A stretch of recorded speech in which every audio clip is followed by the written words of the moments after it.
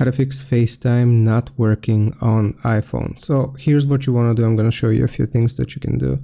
Open up the settings on your phone, and the first thing that you have to do is search for update.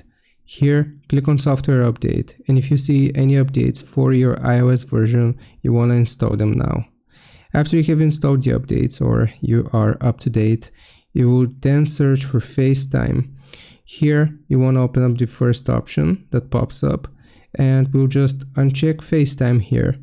Wait for a few seconds, and then we will toggle this back on. After we have done this, there are a few more things that we have to do. Go back, and this time we will search for messages. Search for messages, open up the first option, and you will uncheck iMessage. Wait for 5 seconds, and then you wanna check this back on or toggle this back on. Alright, if we have done all of this and your FaceTime still doesn't work, one more thing or two more things that I can suggest doing is switching your connection. So if you're using mobile data, try switching over to Wi-Fi, and if you're using Wi-Fi, try switching over to mobile data. And the last thing that I can suggest doing is restarting your phone. You want to press the power button here at the top, and you will just restart your phone. Hope this helps. Leave a like and sub. I'll see you next time.